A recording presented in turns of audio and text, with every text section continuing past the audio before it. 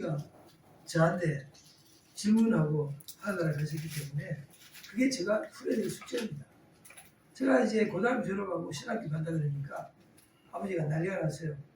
야, 지금 하늘나라 하늘에 지금 비행기가 왔다 갔다 하는 시대에 야, 너 공대를 가야지 무슨 신학교를 간다 그러냐. 그래서 이제 아버지가 저한테 이제 실망을 해가지고 그러셨는데 나중에는 저한테 야 그래 신학 잘 봐 그리고 편지가 왔더라고. 그래가지고 이제 아버지 마음을 풀으셨는데 근데요 아버지가 저한테 늘 던진 숙제는 뭐냐. 야 너 이 성경책은 교과서야. 여기 사랑하로 되어 있는데 이게 교과서고 세상에 사랑이 없어. 무슨 말입니까? 너 세상 구조 모르고 법도 모르고 목회길 갈래 그랬다 그 말 아니겠어요? 그래서 이제 저는 이제 사랑이 교과서에 있는 게 아니고 현실 속에 있다. 그걸 보여줄 숙제를 제가 안고 목회를 하는 거예요.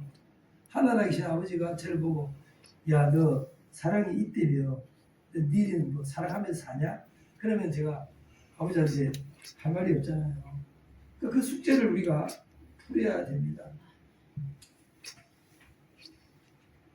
오늘 하나님 주신 메시지는요. 요한복음 1장 29절 한 구절입니다. 그리고 마태복음 5장 1절에서부터 15절까지 팔복의 말씀입니다.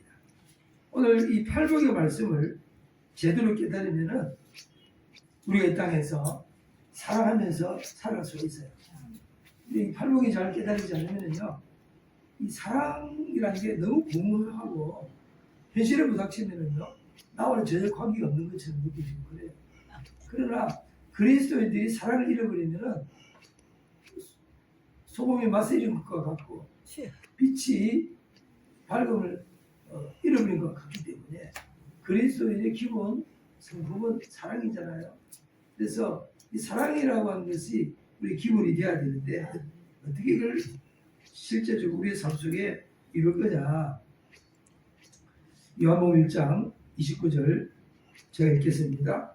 이튿날 요한이 예수께서 자기에게 나아오심을 보고 가로되 보라 세상 죄를 지고 가는 하나님의 어린 양이다. 사랑이라는 건 뭐냐면요, 사랑이라는 것은 세상의 죄를 짊어지는 게 사랑이라는 거예요. 그러면은 세상의 죄를 짊어지지 않는 건 사랑이 아니라는 겁니다. 사랑이 뭔가 분명히 규정을 딱 내려놨어요. 왜 내가 예수님을 사랑합니까? 예수님이 내 죄를 짊어져 줬기 때문에. 내가 죄 때문에 내가 죽어야 되는데 예수님이 대신 죽어줬기 때문에. 예.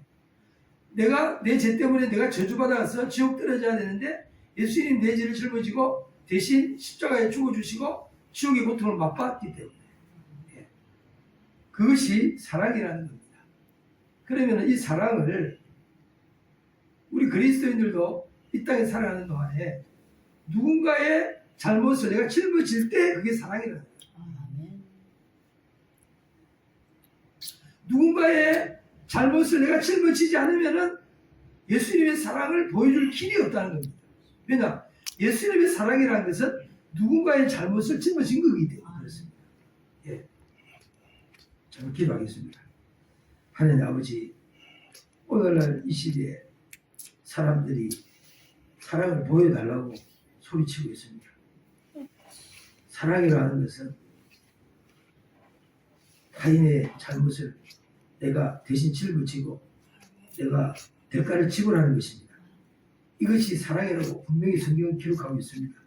그렇기 때문에 우리가 이 땅에 사는 동안에 사랑의 흉내만 내다가 끝나지 않게 하시고 아멘. 십자가의 사랑이 나를 통해서 나타나는 축복을 허락해 주옵소서. 그래서 이 세상이 그리스도인들 때문에 희망을 가지게 해주시고 이 세상이 그리스도인들 때문에 죄로부터 해방되는 역사가 일어나게 해주옵소서. 아멘. 주께서 말씀을 열어주시길 바라고 우리 주 예수 그리스도 이름으로 기도합니다. 아멘. 인간이 하나님을 떠났을 때 하나님께서 인간을 만나는 방법은 단 한 가지였습니다. 그건 뭡니까? 제사를 지내라. 단을 쌓고 거기서 양을 잡고 짐승을 잡아서 번제를 드려라. 예. 그리고 번제를 드리는 그곳에 내가 찾아오겠다. 그곳에 내가 너를 만나겠다는 것입니다. 그래서 죄를 지은 인간이 하나님 만날 수 유일한 방법은 제사가 되었어요. 제사가 뭡니까? 양을 잡고 소를 잡고 짐승을 잡아 죽이는 거예요. 무슨 말입니까? 희생제물. 예. 내가 나의 죄 때문에 죽어야 되는데 내 대신 양이 죽는 거예요. 그것을 양을 죽이는 희생 제사를 드릴 그곳에 하나님이 찾아오겠다는 거예요. 무슨 말입니까? 인간이 하나님을 만날 수 있는 유일한 길은 용서밖에 없다는 거죠. 제사를 드리면 내가 늘 용서한다는 거예요. 용서를 통해서 인간은 주님을 만나는 겁니다. 예. 누가 나한테 잘못을 했어요. 내가 그 사람을 용서할 때에 거기에 십자가 사랑이 나타난다는 겁니다. 용서라는 건요, 인간의 힘으로 되는 게 아니잖아요. 그래서 정말 성령이 맞아 그건 용서 안 됩니다. 예. 가장 용서하기 어려운 게 배신이에요, 배신. 나는 열심히 사랑했는데 그 사랑을 배신할 때요, 진짜 괴롭습니다. 배신만큼 괴로운 겁니다. 예. 그리고 억울한 일 당했을 때 나는 아무 잘못도 없는데 막 잘못해도 뒤집어 씌워가지고 막 아무 잘못 없는데 잘못해도 뒤집어 씌워서 사람들 앞에서 창피당하고 욕먹을 때 용서하기 힘듭니다. 그런데 그 순간에 야, 너 나한테 좀 지나친 것 같아. 너 잘못했다고 해. 그렇게 해서 엎드려서라도 저를 받아야 된다. 왜냐? 그 영혼을 위해서. 너 잘못했대. 너 나하고 이러면은 너 나하고 영원히 그러면 관계가 단절된다. 나도 사랑해.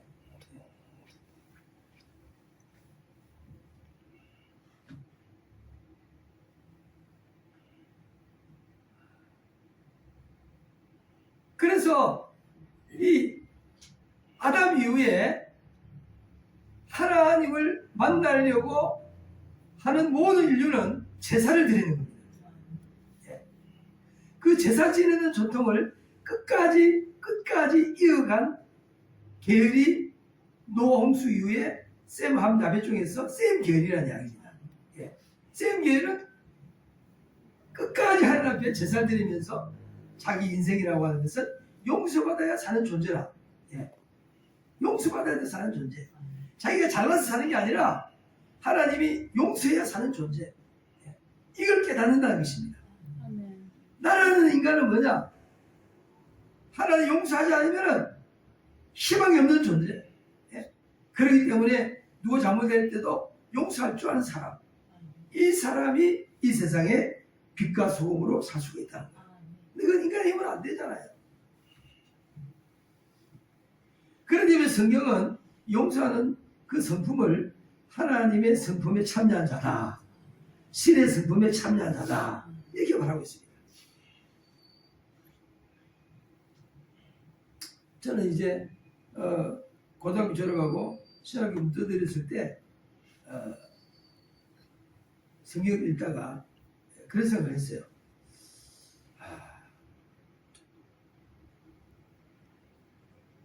무엇을 기도해야 되나? 뭘 기도해야 되나? 그런데요, 성경 읽다 보니까 사랑의 은사 최고라 그러더라고요. 성경에 은사 중에 사랑이 최고래. 그래서 밤새도록 하루는 하나님 앞에 사랑의 은사를 당하고 우리 중신대 강당에 엎드려가지고 밤새도록 기도하는데 새벽이 밝아오는데요. 하나님의 음성이 들리죠. 사랑은 고난을 통해서 오는 거야. 그게 중단이었어요. 그리고 산에 은사를 구했는데 새벽녘에 그런 은혜를 받았어요. 세상 죄를 지은 하나님의 어린 양이다. 예수님이 이 땅에 고난을 위해서 왔다는 거예요. 이해하죠?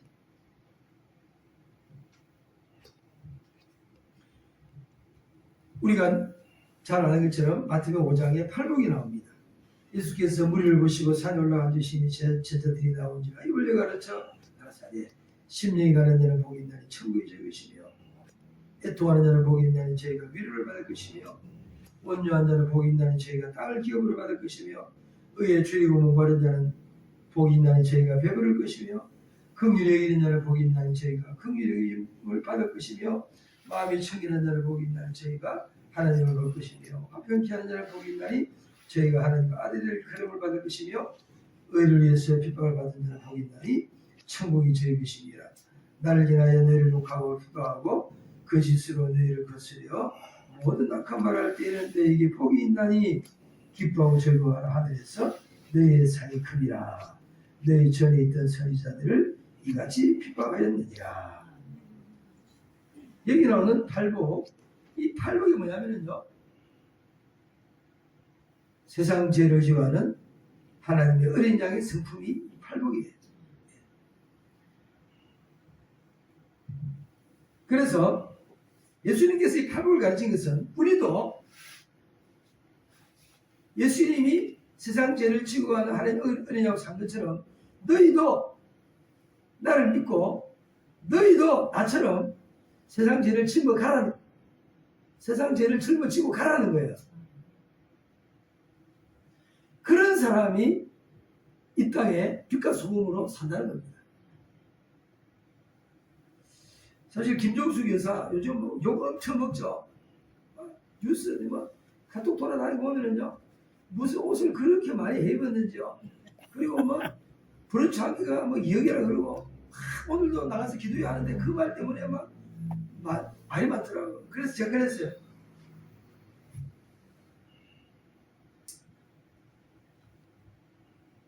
일반인들은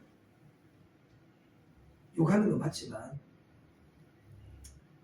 오직 마음이 허하면 그런 짓 했겠나. 그냥 불쌍히 여겨라.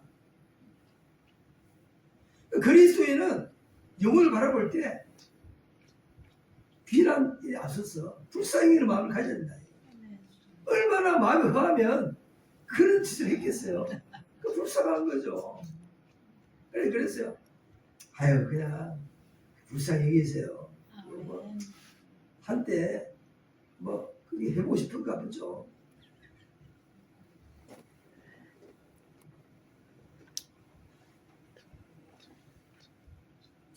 정의라는 잣대를 딱 들이대면은요, 살아남을 수가 없어요.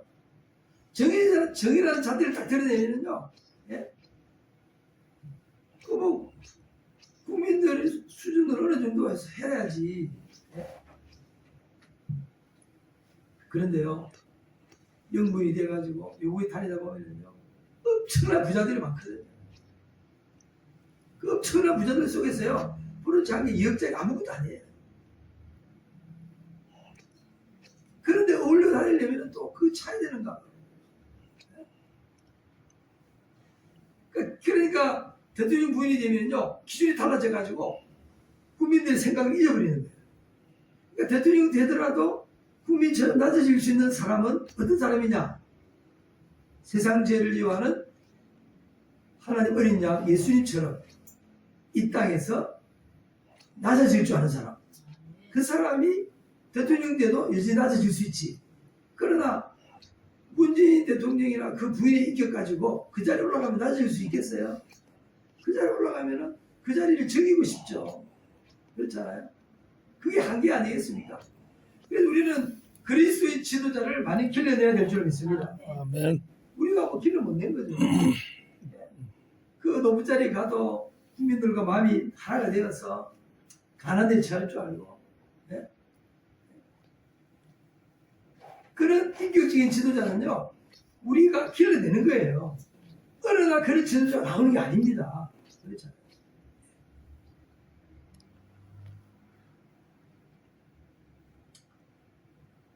세상 죄를 지고 가는 하나님 어린 양은요, 첫 번째 성품이 마음이 가난한 겁니다. 마음이 가난한 자 복이 되는 천국이 제 것이 무슨 말입니까? 마음이 가난하다는 것은요, 예수님이 이 땅에 오신 목적을 아는 거예요. 예수님이 이 땅에 오셔서 공생이 시작하기 전에 세례요한에게 가서 나 세례주라 그랬습니다. 그러니까 세례요한이 깜짝 놀라가지고 내가 당신한테 세례받아야 되는데 어떻게 당신이 나한테 세례받는다 합니까? 그때 예수님께서 내가 세례를 받음으로 하나님의 뜻을 이루는 것이다. 자, 세례가 뭡니까? 죄에 대해서 죽고 의에 대해서 사는 거 아닙니까? 예수님은 죄인이 아닌데 뭐 때문에 죄 때문에 죽어야 됩니까? 그러니까 처음부터 공생이 시작할 때 예수님은 죽기 위해서 이 땅에 오신 것을 드러내신 겁니다. 수많은 목회자들이 목회한다고 나섰는데요, 뭣도 모르고 나서죠. 저부터 뭣도 모르고 나섰으니까. 목회는요, 죽기 위해서 나서는 거예요. 그거 모르고 목회에 나서가지고 얼마나 많은 성도들의 상처를 줍니까?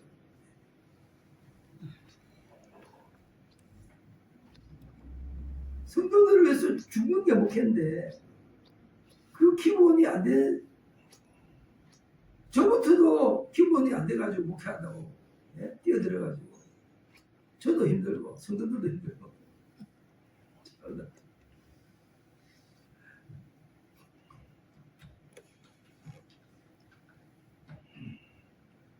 심령이 가난한 것은요, 예수님께서 십자가 지기 위해서 세상 죄를 짊어지는 하나님 어린 영으로 살라 그러는데, 이 죄라고 하는 것은 무섭습니까? 그러니까 제 문제 해결하려면요, 타인의 죄를 해결하려면요, 끝없이 하나님 앞에 무릎 꿇고 기도할 수밖에 없습니다.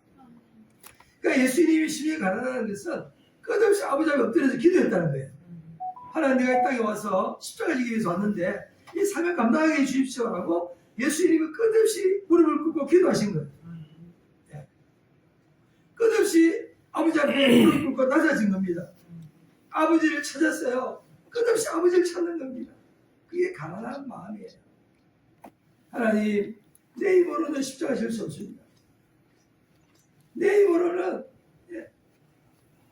그러니 하나님 아버지께서 날 이 땅에 보내셨는데 내가 인생들을 구원해야 되는데, 저를 죄와 사망에서 건져내야 되는데, 내가 부활의 영광에 도달해야 되는데, 하나님, 나는 죄를 짊어질 수 있는 힘이 없습니다. 그러니까 아버지, 나한테 힘 주세요. 그러면서 아버지 앞에 끝없이 엎드려서 아버지 앞에 기도했다는 거예요. 그래서 기도하는 마음이 심히 가난한 겁니다. 그래서 아버지 앞에 끝없이 기도하고 엎드리니까 천국이 예수님께 임했어요. 무슨 말입니까? 천국이라는 단어는 하나님 나라인데, 마태복음에서는 천국이지만 마가, 누가, 요한에 보면은 하나님 나라라고 합니다. 나라에는 3대 요소가 있잖아요. 국민, 주권, 영토. 그래서 천국 갈 때는 뭡니까? 하나님의 주권이 임한 나라를 말합니다. 끝없이 아버지 앞에 엎드리니까 뭐예요? 아버지께서 임하는 거예요. 그래서 예수님은 이 땅에 혼자 계신 게 아니라 끝없이 아버지와 함께 계신 거예요. 아버지와 함께 계시면서 아버지가 성령을 보내주셔가지고 아버지와 성령과 함께 하는 거예요. 그래서 예수님은 이 땅에서 천국 생활을 하신 겁니다. 그래서 예수님께서 성령으로 충만하시고 아버지의 뜻으로 충만하니까, 그 다음에 나타나는 게 뭡니까? 애통하는 자를 복인다니 죄가 위로를 받을 것이다. 예수님이 죄인을 바라볼 때 불쌍히 여기는 마음이 드는 거예요. 정죄하는 게 아니라, 왜냐? 그들의 죄를 짊어지기 위해서 왔기 때문에, 그들의 죄를 용서하기 위해서 왔기 때문에, 그들의 죄를 짊어지고 내가 대신해서 죽기 위해서 왔기 때문에 죄인들을 바라볼 때마다 불쌍한 마음이 드는 거예요. 그래서 애통하는 마음이 드는 겁니다. 그래서 심령이 가난한 사람에게 찾아오는 게 세상을 향해서 불쌍히 여기는 마음이 생기는 거예요. 그래서 아픈 사람을 보면은 불쌍한 마음이 들어서 고쳐주고. 예수님이 제일 견디지 못한 게 뭐냐면 아픈 사람들이에요. 아픈 사람들 보면 예수님이 그저 다 고쳐주셨어요. 귀신 들린 사람 데려오면 다 추천해 주셨어요. 왜 그렇습니까? 그들의 죄를 예수님이 짊어지시고 그들의 문제를 해결하기 왔기 때문에, 그들의 문제를 해결하기 위해서 왔기 때문에 문제를 가지고 오는 그들을 바라볼 때 주님께서는 문제를 해결하시는, 세상을 바라볼 때 애통하는 마음을 가진 줄로 믿습니다. 아멘.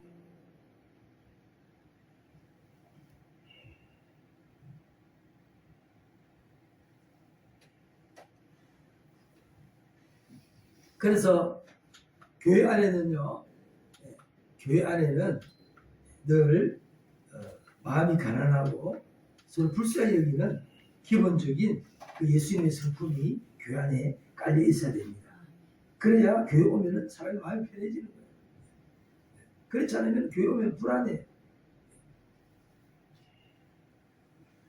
그래서 예수님은 이 땅에 세상 죄를 짊어지기 위해서 오셨기 때문에 예수님은 그 죄를 짊어지기 위해서 끝없이 낮아지셔야 되잖아요. 낮아지셔야 되기 때문에 가난할 수밖에 없고 아버지 앞에 엎드릴 수밖에 없고 세상을 바라볼 때 정죄하는 것이 아니라 인자가 온 것은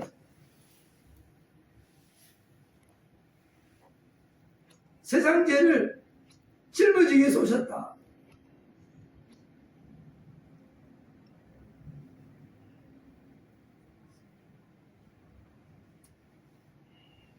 그래서 예수님께서 세상을 바라볼 때요, 모든 인류는 뭐예요? 구원의 대상으로 바라보는 거예요. 불쌍한 사람으로 바라보는 거예요. 어느 한 사람도 정죄할 수 있는 사람이 없는 거예요. 그들이 모든 죄를 예수님 짊어져야 되기 때문에. 예? 인간이 예수님을 배신했지 예수님은 인간을 배신한 적이 없습니다. 인간이 그 십자가의 사랑을 거역하고 그 부활의 능력을 거절하는 것이지 예수님은 끝없이 손을 내어 미시는 낮아지시고 낮아지시고 낮아지신 분인 줄로 믿습니다. 아멘.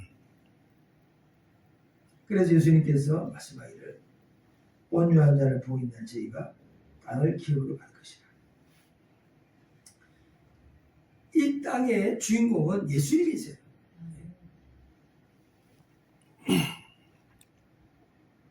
이 땅의 주인공은 예수님입니다. 누가 이 땅의 주인공입니까? 하나님께서 우주 만물을 창조하시고 인생을 지으셨는데요. 인생들이 이 땅에서 살아가는 동안에 죄 가운데서 성경에 보면은 죄 지은 인간들은요 늘 이 땅에서 방황하고 유리한다고 되어 있습니다. 방황하고 유리한 것을 안 하려고 이제 성을 쌓고 도시를 만들고 거기에 이제 사람들이 모여서 흩어짐을 면하기 위해서 모여서 살면서 법을 만들고 나라를 이루죠. 근데 세상 나라는 끊임없는 전쟁 속에서 살아갑니다. 세상 원리는 그런 거예요. 끊임없는 전쟁입니다. 그러나 하나님의 나라는 온유한 나라인 줄로 믿습니다. 그래서 이 전쟁터에서 이 전쟁의 한 가운데서 온유함으로 이 땅을 차지하는 그리스도인들 때문에 이 세상에 평화가 오는 것입니다. 아멘. 그리스도인을 떠나서 세상에 평화가 없어요. 예, 온유한 속에만 평화가 있는 겁니다. 그래서 우리 그리스도인들은요, 이 세상이 전쟁터로 물들어도 우리는 마음을 지키면서 낮아지면서 불쌍한 영혼들에 대해서 끝없이 속죄의 마음을 가지고 다가가야 될 줄로 믿습니다. 그럴 때 우리 마음에 안식이 찾아오는 것입니다.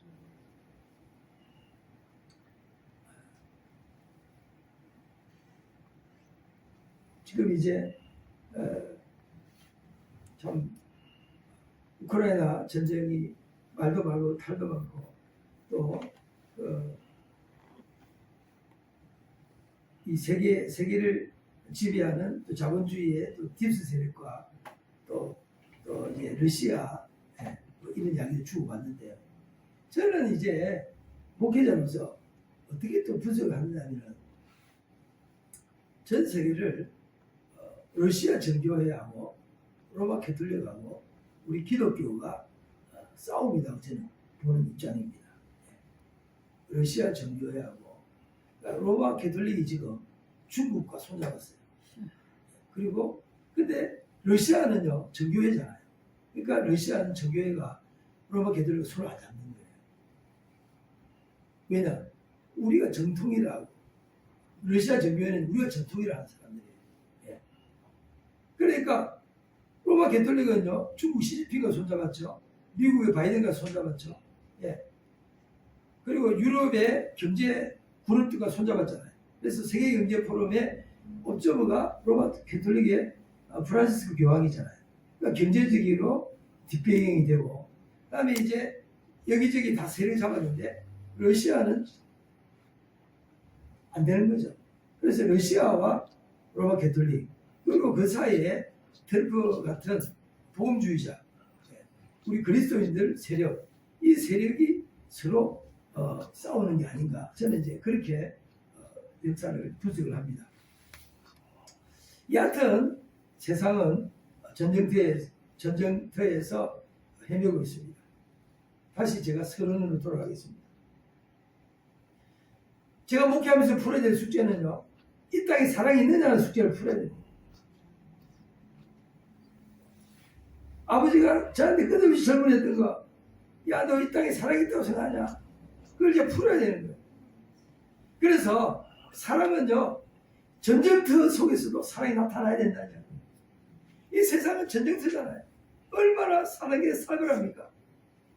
이 살벌한 전쟁터 속에서 그리스도인의 사랑이 드러나야 되는데, 그리스도인의 사랑이 드러나는 길은요, 한 영혼에 대해서 불쌍히 여기고, 그들을 위해서 그들의 잘못을 짊어지고 내가 대신 기도해주고, 그래서 그들에게 사랑이 있다는 것을 깨우쳐야 되는 사명이 우리 그리스도인에게 있는 줄로 믿습니다. 예수님이 살아났습니다. 예수님이 살아계십니다. 외칠 때 그들이 돌을 던집니다. 돌을 던질 때도 세대반 집사님처럼 돌을 맞고도 하나님이 살아계십니다. 끝없이 예수님을 증거하고 사랑을 증거할 때에 지상에 온유한 자가 땅을 차지하는 역사가 일어나는 줄로 믿습니다. 아멘. 왜 대한민국이 이렇게 사회주의로 복잡합니까? 하나도 없어요. 제가 노동의 역사, 사회주의 역사를 공부해보면요, 기가 막힌 부분들이 있습니다. 영국에서 이제 산업화가 만들어졌잖아요. 영국에서 대량 생산, 방직기가 만들어지면서 대량 생산이 이루어지고, 그다음에 이런 이제 대량 생산이 이루어지면서 산업화가 되면서 이제 물건이 많아지니까 이 많아진 물건을 팔려고 식민 나라를 세워야 되잖아요. 또 영국이 동인도 회사를 통해서 많은 나라를 식민지 세우고 그 나라에 물건을 팔았습니다. 영국은 기본적으로 기독교 국가이기 때문에 상품을 팔기 위해서 식민지를 개척했지만 노예처럼 다룬 게 아니라 어느 정도 문명을 시켜주면서 상품을 팔았어요. 영국의 시사적이라서. 자, 그런 과정에 노동의 역사를 보면요, 방직 공장에 기계가 돌아가는데 거기에 일하는 사람이 누구냐면은 옛날에는요, 뭐 국민학교 초등학교 이런 거 없잖아요. 그러니까 애들이 와서 다 일을 하는데요, 청소년이죠. 몇 시간 일하느냐? 18시간씩 일하는 거예요. 잠만 자고 밥만 먹고 일만 하는 거예요. 그러니까 그 방직회사에서 그 방직회사에 먼지가 돌아가면요, 먼지 때문에 수많은 아이들이 폐병 걸려 죽는 거예요. 그래서 생긴 게 노동운동입니다. 그래서 노동운동하는 사람들이 이러다가 다 죽게 생겼다. 근데 왜요? 기계를 돌리는 사람은요, 죽어도 나빠지면은요, 그 사람 죽은 사람은 떼버리고 또 다른 사람 넣으면 되니까. 사람은 천이니까. 사람은 얼마든지 많으니까 뭐 죽어도 내버려 두고 폐병 걸려 죽으면 빼버리면 되는 거니까.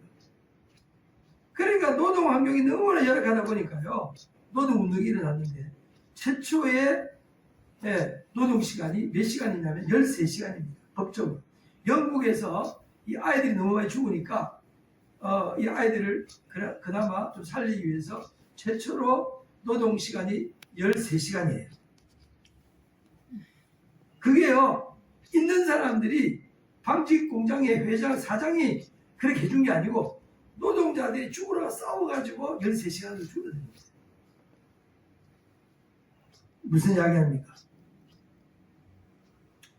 그 시대에 크리스찬들이 모든 인간을 인간으로 대하지 못했다 이야기입니다. 대부분의 공작 그 방직회사 사장들은요 다 크리스찬들이었어요. 그 시대에. 예. 근데 그 크리스찬들이 노동을 착취를 한 거예요. 쉽게 말하면. 그래서 생긴 게 노동운동이고 사회주의 운동입니다.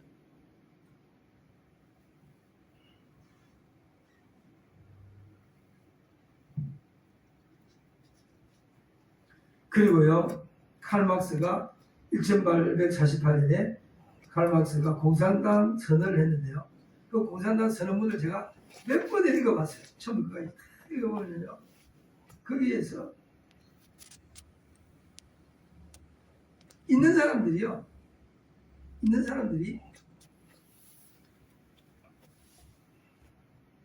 정상적인 부부 생활하는 사람이 별로 없었나 봐요. 그 시대에. 돈이 좀 있다고 했어요. 둘째 부인 데리고 셋째 부인 데리고 그리고 그것도 모자라가지고 또 돈 가지고 또 엉뚱한 짓 하고 그게 그 시대의 사회의 윤리였다. 무슨 말입니까? 돈 있는 사람들이 가정을 파괴하고 이런 와중에 생긴 게 사회주의예요.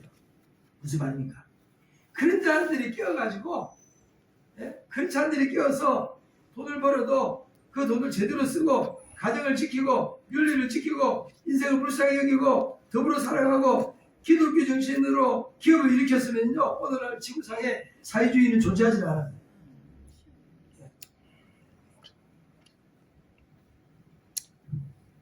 최초의 주식회사가 네덜란드에서 생겼는데 그 주식회사가 누가 만들었느냐 유대인들과 기독교인들이 만든 게 주식회사입니다. 그러니까 주식회사는 근본적으로 기독교 문화예요. 왜냐하면 기독교인들이 너무 부지런하게 일을 하고 돈 벌고 기업 일으키고 하니까 산업사회가 일어난 거죠. 그래서 저는 생각합니다. 하나님 아버지 이제라도 우리 크리스찬들이 이 땅에 사는 동안에 세상 죄를 지고 하는 어린 양이라고 예수님을 향해서 세례요한이 외친 것처럼 세상 사람들이 우리를 바라볼 때 야, 저 사람들 참 특별한 사람들이다. 어떻게 저렇게 살 수 있나? 이런 소리를 들을 수 있을 때 이 땅에 복음의 꽃이 필 줄로 믿습니다. 근데 이것은요 인간의 힘으로 불가능한 거예요. 사람의 힘으로는 안 돼요. 그래서 예수님이 이 땅에 오실 때 세상 죄를 지고 하는 어린 양으로서 끝없이 아버지 앞에 엎드려서 기도하고 예수님을 따라다니는 제자들이 서로 높아지려고 싸우니까 예수님께서 허리를 동이시고 이리 와보라 그래서 대야에 물을 떠놓으시고 발을 씻겨주시면서 너희도 이와 너희도 서로 발을 씻겨주라. 무슨 말입니까? 서로 발을 씻겨주라는 말은요 서로 용서하면 살라는 이야기입니다. 인간의 죄에 대해서 예수님이 너무나 잘 아는 거예요. 인간이라는 존재는 용서해야 사는 존재라는 겁니다. 인간을 용서하는 것이 그리스도인의 사랑이라는 겁니다. 그것은 믿는 사람을 향해서만 아니라 믿지 않는 모든 사람을 향해서 불쌍한 마음을 가지고 그들을 정죄하는 것이 아니고 어떤 기준을 가지고 정죄하는 것이 아니라 불쌍히 여겨서 그들의 죄를 내가 대신 짊어지고 내가 대신 기도할 수 있는 이런 그리스도인이 이 땅에 계속 일어나야 될 줄로 믿습니다. 아멘.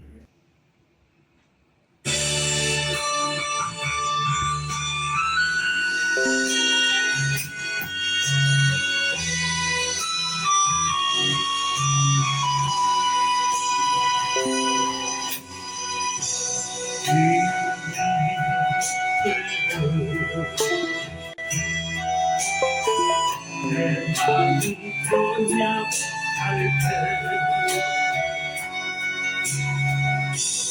조용히 들려오는 주님의 음성 내 마음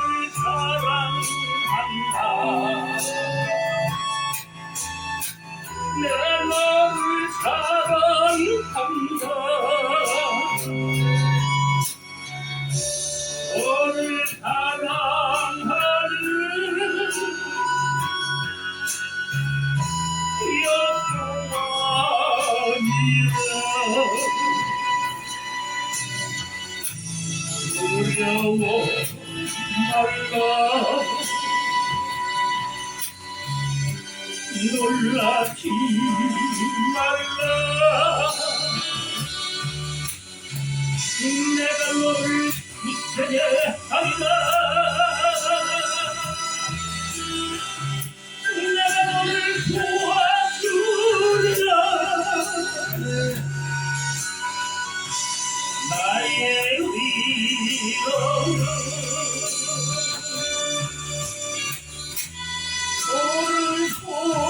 오른손으로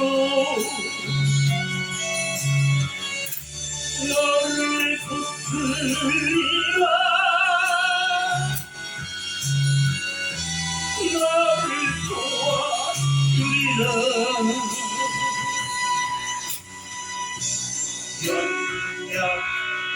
연약하여 넘어져 쓰러질 때 꿈에 안아주신 따뜻한 손길 내 너를 사랑한다 내 너를 사랑한다 너를 사랑하는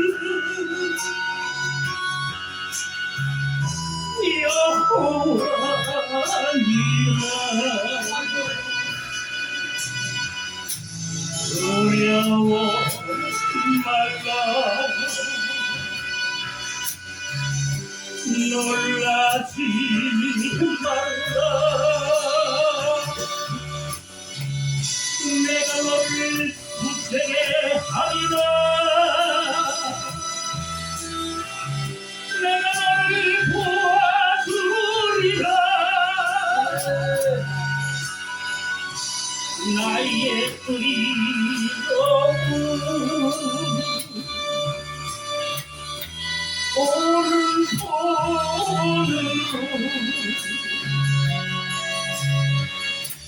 너를 붙들리라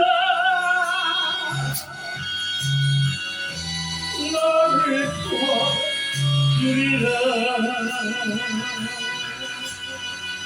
우리라